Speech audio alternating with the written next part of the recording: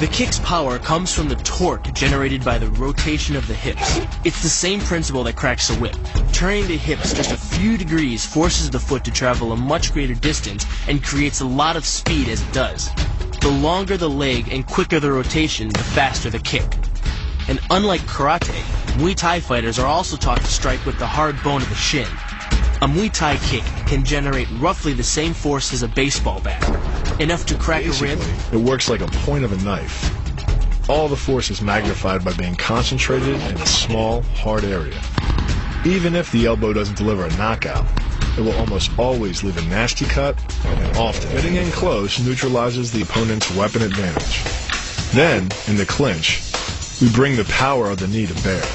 Unlike the kick, which relies on rotation to create power, the knee gets its power from leverage. Pulling our opponent down as we drive the knee up can deliver up to 2.5 tons of force, enough to lift a car. It's not the arms, but the legs that drive this.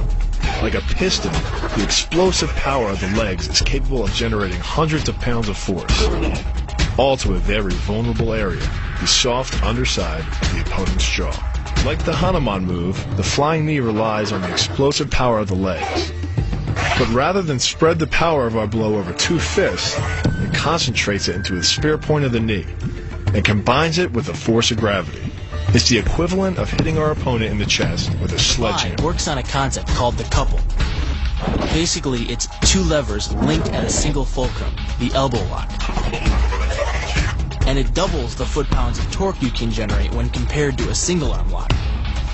There's more than enough force to flip an opponent to the mat or dislocate his elbow. By using the twisting motion of the torso to drive the strike, the business end of the hardwood fighting stick can quickly accelerate to more than 25 miles per hour.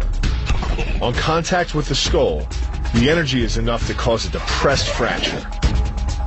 It's the same injury-producing force as being hit in the temple by a hammer. Molly relies on something called a flexion moment imparted to the neck to do damage.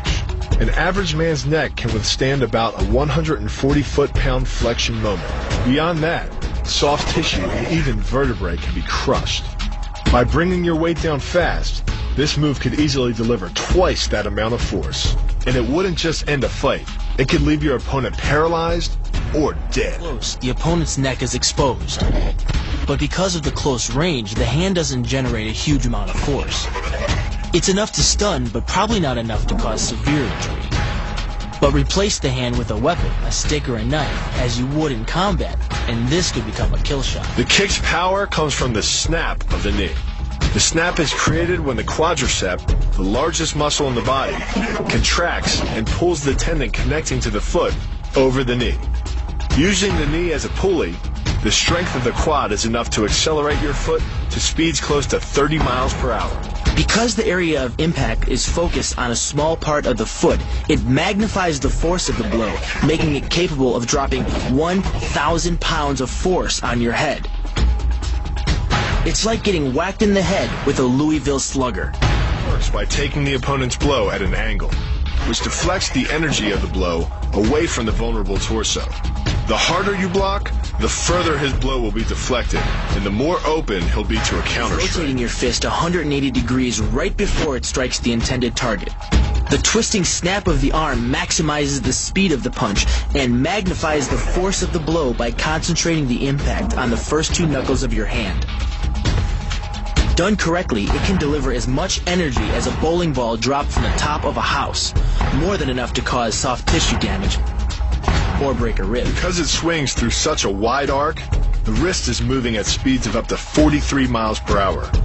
And since the radius doesn't deflect or compress nearly as much as a fist, it can deliver a staggering blow, like being hit with an axe handle. This roundhouse kick is designed for maximum impact.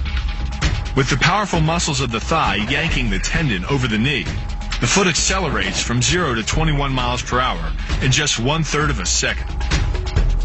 Combine that with the reinforced shoe, and this kick can drive the nose bone back up into the brain. It's aimed at the largest gland in the human body, the liver. A direct hit won't just bring an opponent down. It can rupture the gland, causing severe internal bleeding.